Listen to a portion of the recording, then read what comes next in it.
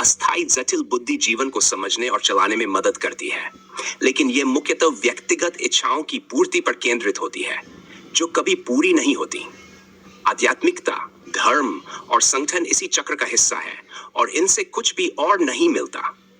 बुद्धि की इच्छाएं असीम होती हैं और यह अक्सर धोखे, षड्यंत्रों और कपट में उलझा देती है, जिससे लोग धर्म और आध्यात्मिकता का सहारा लेकर अपने स्वार्थ के लिए लाभ उठाते हैं। ऐसा आज तक होता आया है। अगर किसी ने इतिहास में इसके विपरीत किया है तो अपने तर्क और साक्ष्य प्रस्तुत करें। अस्थायी बुद्धि किसी भी चीज से परे कुछ भी नहीं दे सकती, केवल भ्रमित कर सकती है। केवल हृदय की निर्मलता से बुद्धि को निष्क्रिय करके और खुद से निष्पक्ष रहकर व्यक्ति अपनी स्थायी पहचान के साथ साक्षात्कार कर सकता है और सदा के लिए यथार्थ में जीवित रह सकता है। हालांकि बुद्धि ने कई उपलब्धियां हासिल की हैं, ये केवल अस्थायी संतोष प्रदान करती है। असली सार तो हृदय की निर्मलता और स्पष्टता में निहित है। इस अस्थायी संसार में कई लोग धोखे के जरिए धन और प्रसिद्धि का साम्राज्य खड़ा करते हैं, आध्यात्मिकता के नाम पर लोगों का शोषण करते हैं, लेकिन इससे जीवन में असली मुक्ति नहीं मिलती। इस भ्रम का मूल कारण व्यक्तिगत निष्पक्षता का अभाव है, जो व्यक्ति को खुद को और दूसरों को समझने से रोकता है।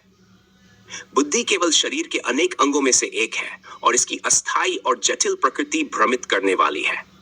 ये एक मानसिक रोग है जो अतीत से चला आ रहा है और हर उस व्यक्ति को प्रभावित करता है जिसने खुद को निष्पक्ष नहीं बनाया।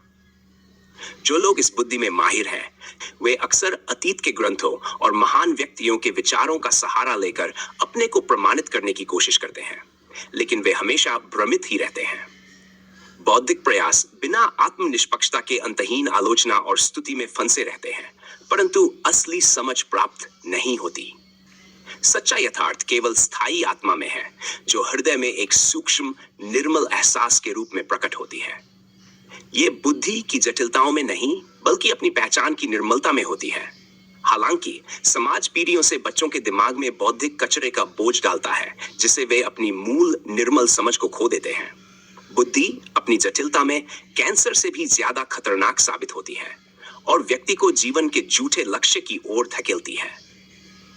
इंसान के अस्तित्व के आरंभ से ही यह सत्य स्पष्ट होता आया है। इसलिए मैंने निष्कर्ष निकाला है कि अस्थायी बुद्धि को निष्क्रिय करना जरूरी है ताकि स्थायी आत्मा से जुड़ सके। यही कारण है कि मैं सामान्य मानकों से जीने में असमर्थ हूं। मैं अब जीवन की जटिलताओं में नहीं उलझता, क्योंकि मैं सभी गुणों से रहित एक स्थायी अवस्था में स्थापित हूं। इस निर्लिप्त अवस्था में मेरा किसी भी व्यक्ति के लिए याद रखा जाना या परिभाषित होना असंभव है। समझने और करने के लिए कुछ नहीं बचा है, केवल अपनी स्थायी आत्मा की पहचान का एहसास है और कुछ नहीं।